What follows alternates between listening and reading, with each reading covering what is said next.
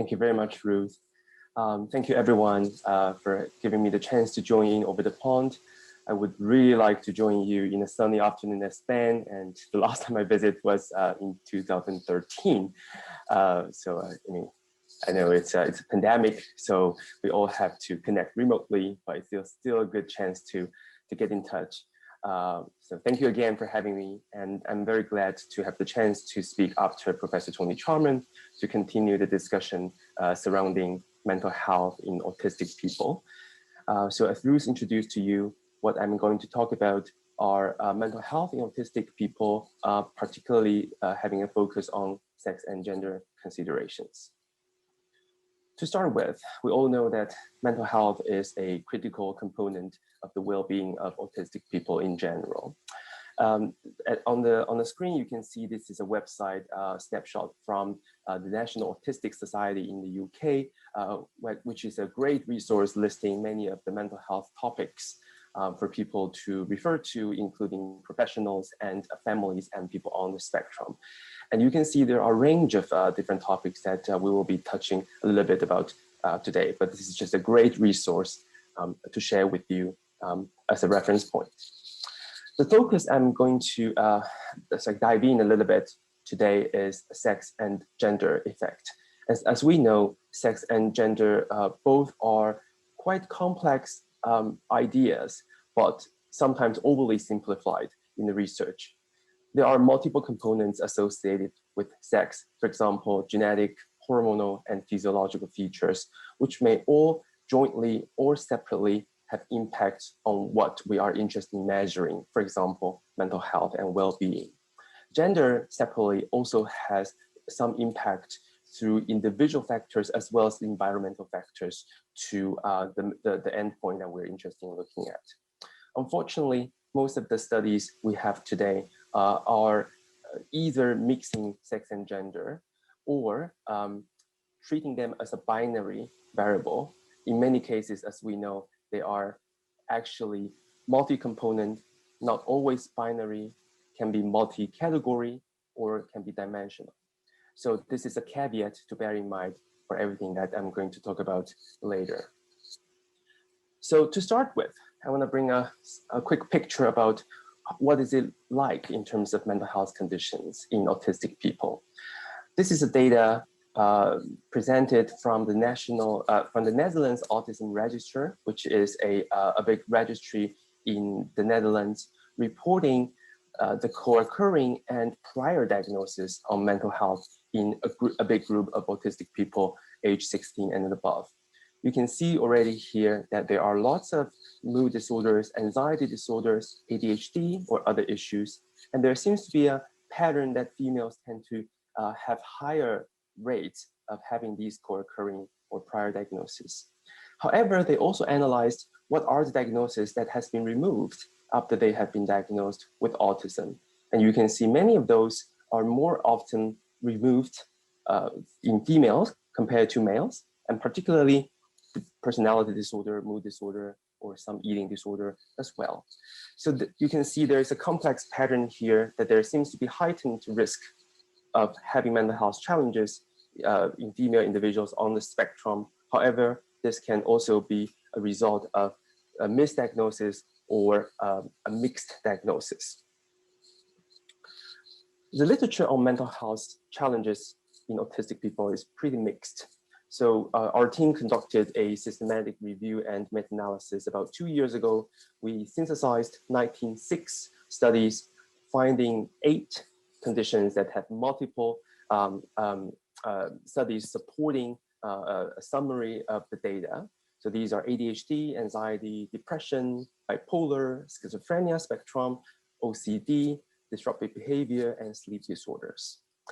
In summary, across all the literature, the prevalence rate of ADHD is about 28%, anxiety disorder 20%, depressive disorder 11%, bipolar and schizophrenia about 4 to 5%, OCD about 9%, disruptive behavior about 12%, and sleep disorder about 13%. It's worth noting that the prediction interval, meaning that what's the likelihood of the range of a new study showing the co-occurrence of this disorder, is pretty wide. meaning that there are a high heterogeneity of the studies, and the rate can vary quite a lot depending on what population we're looking at. If you stratify the studies based on whether it's population-based or clinical sample-based, you see a pattern of higher rate in clinical sample compared to population-based sample, which is not surprising. But overall, these rates are heightened across the board compared to the general population rates, basically saying there's a good evidence that mental health risks are heightened in autistic populations.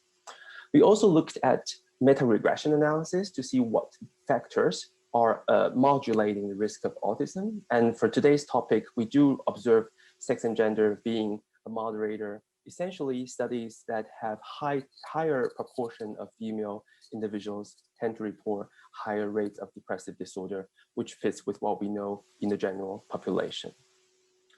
So to sum up on these bigger picture of co-occurring diagnosis of mental health conditions, there's wide variability, high prediction intervals, and there are some conditions that we are going to talk about a little bit later that's not included because of insufficient number of studies, including eating disorder, maybe substance use, and trauma-related issues. But the general picture is that autism seems to have heightened the mental health risk, maybe not specifically to a specific condition, but across the board. And these can be related to some biological vulnerability, but also the environmental challenges that autistic individuals have experienced. The co-occurring rate can definitely be clouded by many other factors, including measurement error, or what we'll call diagnostic overshadowing, meaning that if you have been diagnosed one condition, there might be a missed diagnosis of autism, or the other way around. But overall, the message is very clear that mental health is part of health and should be an integral part for our care for autistic individuals. Another topic I want to address today is heightened suicidal risk. So there has been at least 4 high-quality population-based studies showing a heightened risk of suicide behaviors, even death in autistic individuals. The first one really comes from the National Health Insurance dataset from Taiwan, showing that in teenage and young adults, suicidal attempt risk are heightened in autistic individuals compared to those who are not on the autism spectrum. And the hazard ratio seems to be higher for males than females, but not statistically different. However, the other following Scandinavian datasets show that the risk of having suicidal ideation, attempt, or even death seems to be heightened in females without intellectual disability with autism specifically. So this study coming from the Swedish dataset showed the pattern of heightened risk in females.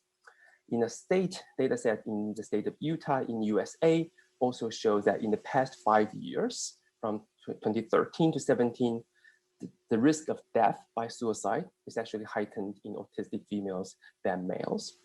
The latest study from the Danish cohort also showed the risk of suicidal attempt is heightened in autistic females compared to males over 4.4-fold, whereas the female-male differences in the non-autistic sample is roughly about 1.4-fold. So essentially, clearly, there's a heightened risk for autistic females when it comes to suicidality, at least in the latest Scandinavian and US data sets. On top of mental health, we cannot forget that physical health is as important as mental health, and it actually affects mental health.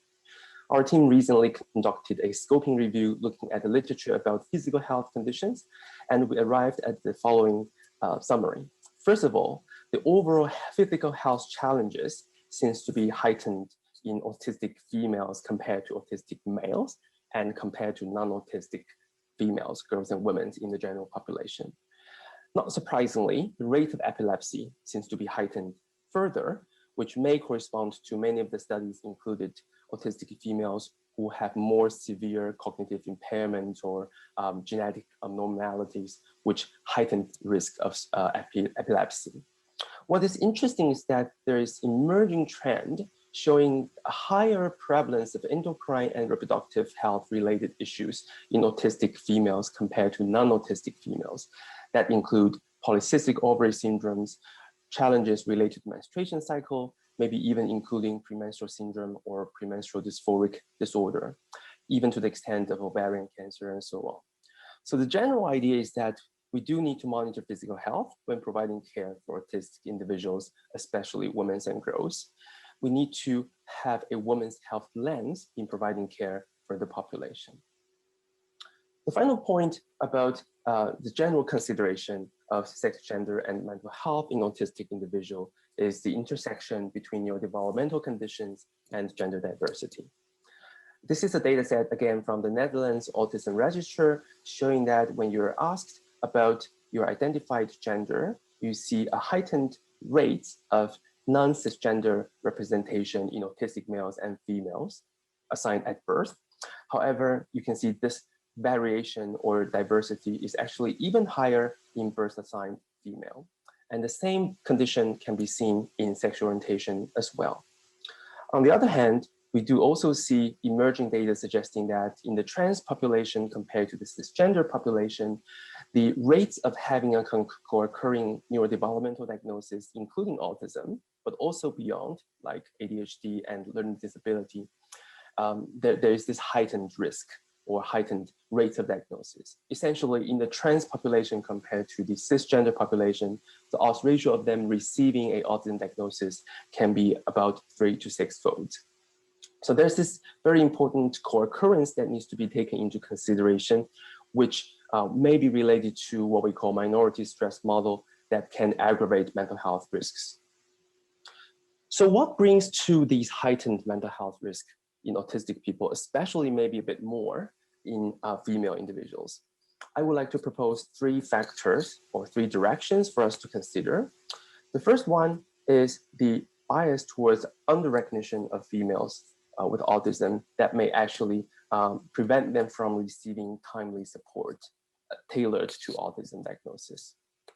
It is really well known that the timing of diagnosis or age of diagnosis of females with autism tends to be later compared to males.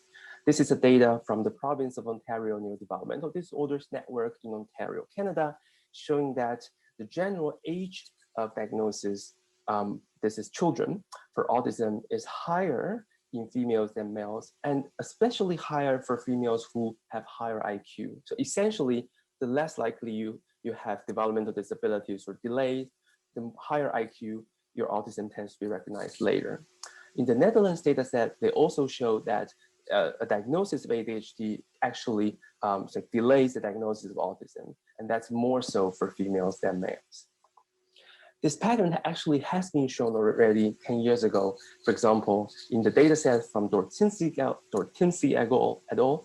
From the UK, which is the general population twin data set, the TED sample. What they showed was that if you compare girls with a clinical ASD diagnosis with those who have heightened rates or traits of autism, but without ASD diagnosis, those who have a diagnosis have higher proportion having concurrent IQ challenges or behavioral challenges. It's the same for boys, but more so for girls. On the right, you can see this figure is a data set showing in the Netherlands large clinical cohort for those who are referred for diagnosis of autism. For those who eventually get the diagnosis of autism, females tend to have higher scores on CBCL, showing that they have heightened behavior, emotional challenges compared to boys for them to be diagnosed with autism. The pattern is really clearly illustrated in a sample from the Children's National Cohort in Washington, D.C. in the United States. They have large-scale clinical research cohort matching boys and girls in school age on their ADOS, meaning that when they present their autism-related characteristics in front of clinicians. When you match the 2 groups, you see that actually the girls tend to be reported having higher scores of SRS, meaning higher autistic characteristics rated by the parents, and they tend to have lower adaptive functioning, suggesting that girls need to have more characteristics of autism in the inside or having more dysfunction for them to be clinically recognized as having autism. In order to test the potential bias experimentally, Will Mendes group in the UK, in the University College London, conducted an experimental study providing vignettes for primary school educators and for them to consider the likelihood they will refer the child described in the vignettes to an autism assessment. The variables being manipulated are the name of the child, indicating the gender, as well as the presentation that might be more seen in females versus in males, which I'll allude to later. What Will's group showed was that the possibility of primary school educator referring a child for autism assessment is dependent on the child's gender given in the vignette. So it's a girl's name, it's less likely to be referred. It's also related to the profile of behaviors that seem more related to the male presentation or quote unquote female presentation of autism. And again, the less typical presentation, namely the female presentation, the less likelihood they will be referred for diagnosis, for assessment for autism.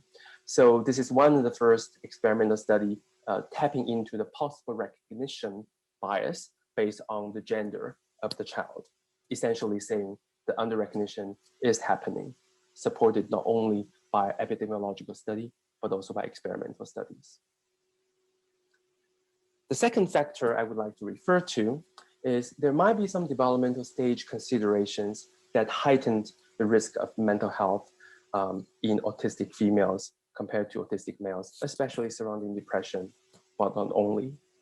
Now, we do know from longitudinal cohort that there seems to be a trend that girls being recognized nowadays are not necessarily the ones who have more severe cognitive impairments. Actually, some recent data showing that they actually tend to have better cognitive development. However, there seems to be something happening across teenage, which I'll refer to later. As a background, this is the Baby Siblings Research Consortium dataset that charts the developmental level across different domains by the Mullen scale of early learning across infant siblings of those who have an older sibling with autism, and tracking those who from 18 months to 36 months. And the solid line indicated those who eventually have been diagnosed with autism. Now, you can see even for those kids who are diagnosed with autism at the age of 3, the girls tend to have actually a bit better cognitive development across the early years. Following the early years, this is one of the few longitudinal data sets tapping the change over time. So this is Peter Zamari's longitudinal cohort pathways in ASD study in Canada. Peter's group took the change over time in terms of autism symptoms measured by the ADOS, grouped them by their trajectories, and they come up with 2 groups. One is the one that had quite consistently high scores across the board from 40 to 80-month-old. The other group tend to have lower score in the beginning and then a decline of scores over time. And girls tend to be more likely to present in this group with lower scores, milder presentation, and improvement of presentation over time. But what is interesting is that, I think Tony alluded to this, that we don't have enough data, but there's some cross-sectional data starting to show there's something happening in late childhood and teenage. So this is a cross-sectional data set, relatively small, from the province of Ontario Neurodevelopmental Disorders Network in Canada, showing that if you measure adaptive functioning on the y-axis, you see in boys with autism, adaptive functioning seems to be higher when the boys are older, but it's actually the reverse pattern for girls. Basically, the older they are, entering teenage, the poorer adaptive functioning. Now, it is interesting to think of this against a general population finding. So this is from Will Mendes' finding using the ALSPEC cohort, which is a birth cohort in the UK, showing that in the general population, so these are not children with autism, in the general population, if you measure their autistic traits over childhood to teenage, you see this on the top, this is the trait for boys. So it's already higher than girls, but the girls are catching up in terms of their traits of autism measured by their parents in teenage, and by late teenage, it is already the same level. So this may signal some kind of social demand or adaptive issues happening in girls in general, in the general population. And how that plays out in autistic populations remains unknown. But it will be interesting to think about this against the findings that we have higher referral rate and diagnosis rates for girls and women on the spectrum since teenage compared to boys. So this is a sample, a representative clinical sample from Scotland, showing that the male-female ratio in the rate of diagnosis across the clinics in Scotland is more than 5 below age of 10, but it gets down to about 2 to 1 since teenage and all the way through adulthood. So there seems to be something happening in teenage. The third factor, which I would like to propose, is because there might be some behavior examples presented alongside autism that's modulated by sex and gender. And these may lead to sometimes under-recognition, but also making them more vulnerable to mental health challenges. So to start with, we need to be mindful that the diagnostic criteria for autism is the same for boys and girls and any sex and genders to start with. However, the behavior examples that signals the underlying autistic characteristics can be modulated by one's sex or gender. And we do know nowadays that there are some differences across sex and genders are measured by the commonly used instruments that I will refer to later. But there are also some other characteristics that's emerging but may not be captured well by the current instruments so far. So the one that has been captured pretty consistently by the standardized instruments is a lower level of restricted repetitive behavior interest on average in autistic girls compared to autistic boys. I'm referring to this large-scale data set, which is the latest one across 27 sites led by Aaron Koch in Soma Bishop's group in UCSF in the States. They basically found boys receive higher scores of restricted and repetitive behavior on average, which is not surprising. And that corresponds to some earlier report, again, on larger scale data sets in ENDAR and ABIDE. For example, ADIR scores, you tend to see a significant differences of lower scores for females compared to males. And people may suspect that these are related to the true lower level of restricted repetitive behavior, but also likely a lower recognition of the, for example, narrow interest when presented in girls as a gender typical one that's not recognized well compared to a more stereotypical narrow interest of mathematics, dinosaurs, transportation, based on the conventional stereotypes of autism. The other interesting finding from the large-scale cohort is that girls tend to receive more severe scales on the SRS, especially emerging from adolescence. And this corresponds to what we talked about earlier, something happening in teenage. The studies indicated that their finding does not indicate the need for different thresholds for diagnosis, but they do recognize clearly that for those characteristics not measured by the standardized instruments, there might be sex and gender differences. Basically, the features measured outside of ADAR, ADOS, or SRS. So I want to raise a few possible examples that can contribute to this features of autism not well measured in the standardized instrument, which may pose girls and women at risk of not being recognized, or even for them to have heightened likelihood of experiencing mental health challenges. So the first one I would like to refer to is social attention. This is Claire Harrop's study from the University of North Carolina in the States. Claire presented with some static objects which had a gender connotation to school-age autistic girls and boys and non-autistic boys and girls. Use eye-tracking technology showing that the time focused on different objects with different gender connotation seems to be differentiating typically developing girls and typically developing boys, basically girls presenting more attention to the girly object and boys to the more boyish object. It's interesting to note, actually, that autistic boys show a pattern similar to typically developing boys, but autistic girls show the pattern not the same as autistic boys, but more similar to non-autistic girls. Essentially, when it comes to attention to gendered objects, girls show the similar pattern irrespective of diagnosis. Claire further conducted a study using dynamic themes by presenting the video of children interacting with each other, either in a parallel way or a dyadic way.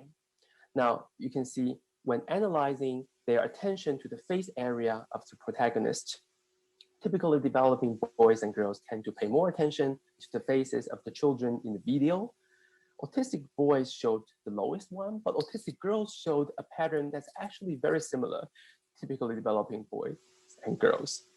Now, when it comes to dyadic themes, the typically developing group showed more attention, autistic girls slightly less than that, but still similar to the typically developing group than the autistic boys group, suggesting that the social attention of autistic girls seems to be heightened compared to autistic boys, and even closer to the typically developing groups.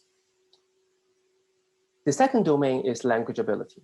So in a subsample of the pathway study, analyzing their language performances, they show in children and in girls with autism compared to boys, girls tend to have more salient storytelling components, and also they have richer stories and more descriptions about planning and intention, basically mental status.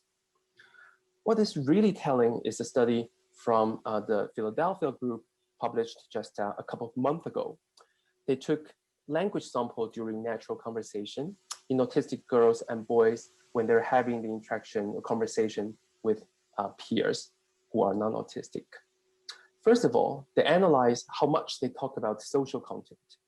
And it is interesting to find autistic girls actually talk more about social groups compared to autistic boys.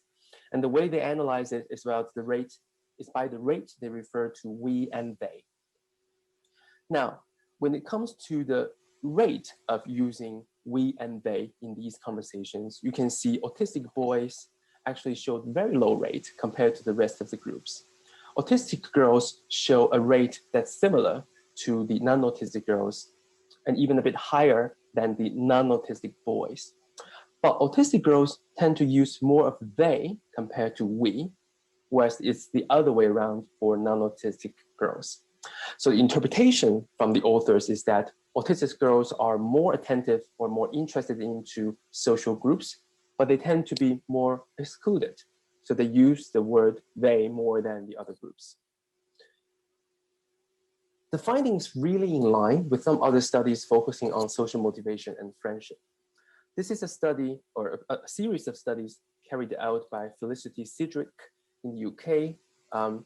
Felicity and groups went into mainstream and special education schools in England, interviewing teenage girls and boys on the spectrum or not on the spectrum. They analyzed what they talk about friendship. On the right-hand side in the B panel, these are the themes emerging from boys, autistic or non-autistic. There are conflicts and they talk about different kinds of friendships issues. There are more themes coming out of the conversations about friendship in girls on the spectrum or not on the spectrum. There seems to be more themes maybe adhering to our gender, a knowledge about the gendered friendship pattern in teenage. What is very interesting is that for autistic boys and autistic girls, the themes that they talk about seem to be quite similar to the non-autistic counterparts. However, for autistic girls specifically, there's one thing coming out that's specific to autistic but not the neurotypical group, which is friends are hard work. So the interpretation was that they are lonely from friendship, they would like to have a friendship, they find it really hard. So this indicated the heightened level of friendship of autistic girls on average maybe compared to autistic boys, and that may bring into some negative impact at a later stage. One of the emerging concepts that people talk about is the idea of quote unquote camouflaging, which really initiated from the experiences of autistic adults talking about the way they cope in social situations. Laura Hall and working with Will Mandy and ourselves took a step on qualitative studies understanding the experiences of social coping of autistic adults and created instruments measuring the different aspects of camouflaging or social camouflaging. And these are from adults' experiences. So as you can see, there are components of compensation, essentially learning by watching video clips, watching movies, to learn how to have a conversation or how to look into others' faces or how to interact with other people, using scripts for social situations. There's also this masking situation, for example, forcing oneself to maintain eye contact, not necessarily looking into the eyes, but areas surrounding the eyes. So that's something we often hear in clinical setting. They're talking about eye contact is straining, but I'm trying to maintain eye contact because it's needed. And I do so by looking at areas surrounding the eye, but not the eye itself. That makes me feel more relaxed. And there's a factor of assimilation, meaning that the motivation to join in to the neurotypical context. The similar situation has been observed in playground behaviors as well. So this is a study based on analyzing how kids interact on playground by Michelle Dean in Connie Casares group in UCLA. They analyzed the time children play with each other in different ways, either in structured games or they're just jointly engaging with each other, being aside of each other, having conversation, or they're in solitary plays. We observed, not surprisingly, but sadly, that autistic girls and boys alike spend more time in solitary activities, less time during the games. But what is interesting here is that the time spent in joint engagement, being aside of the group, seems to be heightened in autistic girls. And it suggested that they somehow winning in and out of the group and trying to be aside. So they're camouflaged in terms of their social challenges, because who knows what the actual quality of the interaction is like. So if you don't take into account the actual quality of the interaction and just looking from remote to see whether they are interacting, you might miss that they have some social difficulties. Another study just come out, experimental study, come out from a group in the UK from Wood Donnie et al. Showed that when autistic girls and boys are invited to do a task which is called interactive drawing test, it's like Winnicott's the task like drawing pictures together, and they can measure reciprocity by the task. Now, the boys and girls on the spectrum have similar level of theory of mind, but the girls tend to show a heightened level of reciprocity, not different from non-autistic girls, but boys on the spectrum show less reciprocity. Again, showing that at the behavior level, boys and girls seems to be somehow different, when it comes to how they actually interact. So what is the underpinning of this discrepancy? Our group took approach trying to understand indirectly what may underpin this. So we created this index of camouflaging. Basically, it's the discrepancy between how one performs in social situation and their social cognition and self-measured autistic traits. This discrepancy is called camouflaging score. We had a fMRI task looking at the neuroactivation at ventral medial prefrontal cortex when one thinks about self versus others. We see that in young men with autism compared to those without, the activation at this area is lower, which is consistent with the prior literature. But on the other hand, autistic women tend to have heightened neuroactivation in the ventral medial prefrontal cortex area compared to neurotypical women, suggesting that the neural activation there in autistic women in this group seems to be higher. And interestingly, the higher the activation, the higher camouflaging score they have. This is just one example of what might be the underpinning mechanisms contributing to this social coping, what we call camouflaging, which is monitoring self and others.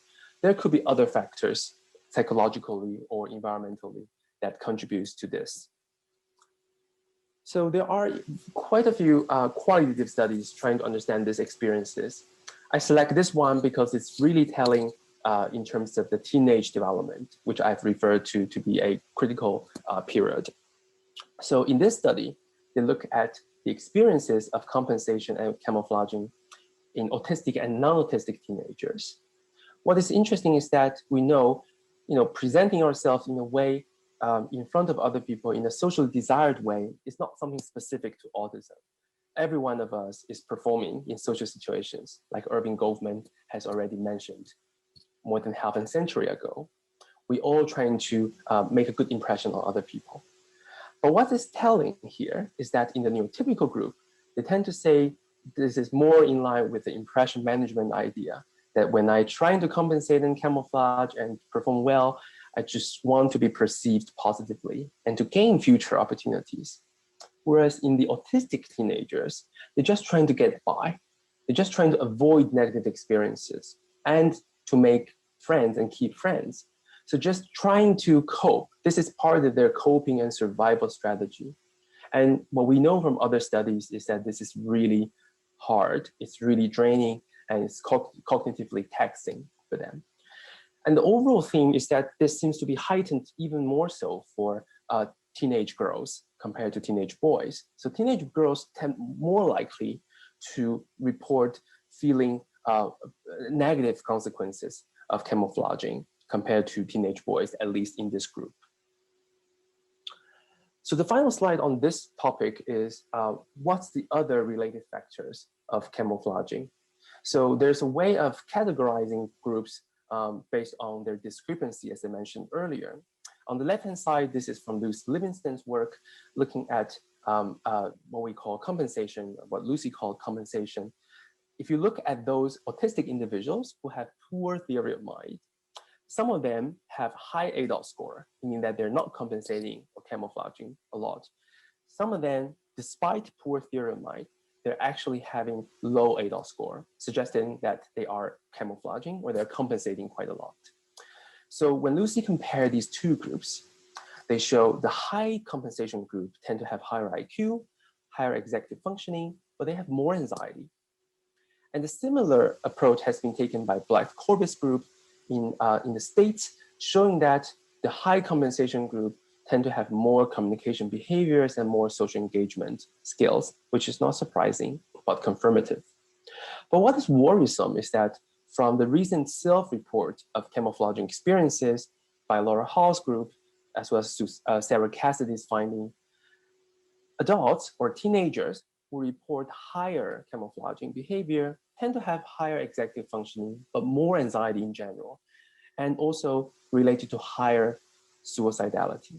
And this result is not specifically strong in either gender. It's basically across different genders. So this is giving us this important reminder that the social coping strategy, like compensation camouflaging, can work. It's a survival strategy. It does have consequences, and it is important to think about what's the adequate or the optimal way of coping, especially for autistic people. I want to end this session by referring back to qualitative studies. So this is a study by Laura Krantz in the Institute of Education, London, showing that there are a variety of topics when young people on the spectrum talking about their mental health needs. And some of them you can see is pretty similar to what we have talked about earlier. First of all, autism and mental health issues can be intertwined really intertwined really strongly. And it is hard for them and sometimes for clinicians to tell whether this is related to autism or mental health. But they also see huge difficulty navigating a neurotypical world, which is like what we talk about, compensation or camouflaging. That can be stressful. They talk about the stigma of revealing mental health challenges that they have to other people, especially when they are more severe, even they are co-occurring or they are just misdiagnoses, such as psychosis or personality disorder. They highlighted a lot about the barriers to support, a lack of service, a lack of integrated service, poor transition from childhood to adulthood. They highlighted relationship being important, especially from families and friends, but they're also worried about using up of their resources with the personal support from family and friends. So they think peer support might be a good one, bridging the formal support and the personal support. I would like to refer to another study carried out by colleague Amit Tint and Jonathan Weiss in Ontario, Canada, showing that similar patterns or themes actually come out from women who are on the spectrum as well. You can see they talk quite a lot about not being understood in terms of their features are masked, so not well recognized, and the draining effect of coping by masking. And then their processing speed may be a barrier for them to receive adequate care, and they don't find themselves fitting into the existing systems. The service provided in the general context doesn't always take into account the autism background, and sometimes even the gender and sex effect, making even more barriers for them. So I want to close my discussion by thinking what can be done moving forward with the following few slides. The first one is about really adequately recognizing the autistic features of autism in general, and not to be too much biased by the sex and gender aspects. So first of all, we need to be mindful of the possible behavior examples that I highlighted earlier that can be associated with autism that differs by sex and gender. We need to account for and also to minimize the expectancy bias and gender stereotypes from the informants and clinicians to minimize misrecognition or underrecognition. We have to be aware of the diagnostic overshadowing issue. For example, if there's a mental health diagnosis given first, sometimes we'll just attribute everything to that, forgetting about something that's hidden there that might be autistic. For example, having a diagnosis of ADHD or social anxiety disorder may be used to explain the difficulty of a girl in a school setting, but if we forget to dive into more detail about the developmental trend of this, the timing of these difficulties and how these difficulties present, we might miss some of the possible autism diagnosis in the background.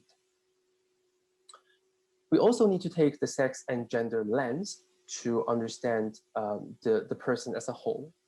So a diagnosis of autism and mental health needs to be based on really in-depth and take time to understand the individual's behavior across contexts, their life stages, and from multiple sources, including the individual and people surrounding them. It doesn't, and it shouldn't only be relying on a cross-sectional one-time assessment and some scores given on so-called gold standard measures. The subjective experiences of the individual is really important, but we also need to take into account their self-reflection abilities, their communication capacity, for example, how much they can really verbally reveal emotional experiences in a way that the clinician is used to. And also about the developmental stage of the individual, especially surrounding teenagers. And these are all critical for understanding the autism and mental health aspects in the clinical evaluation. And finally, not to overlook autism features, we should avoid quickly ruling out autism simply based on the presence of some of the features that we talked about. And DSM-5 has actually made this clear that some behaviors can be compensated or learned. So we need to take a developmental lens to understand the causes of these behaviors rather than the cross-sectional presence of these behaviors and use that to say, oh, you don't have autism because you have eye contact, or you don't have autism because you're married. We need to take into account the effect of sex and how that's related to the physical health issues that may have mental health impact. In our clinical services, it's very often that teenage girls struggle with issues related to menstruation and related emotional impact of the cycle, such as PMS. The overall physical health can aggravate mental health challenges, which needs to be taken into consideration. We also know sexual and gender diversity is more present in autistic individuals, and that can bring in more or heightened minority stress. And some of the sex-related vulnerability, for example, depression onset in teenage, definitely needs to be taken into consideration. Finally, the person doesn't exist as a person only. The person is always embedded in the micro context, in the family, in the peer group, in the society, which are all affected by gender. So the support for autistic individual is not only to the individual, but also the fit between the individual and the environment.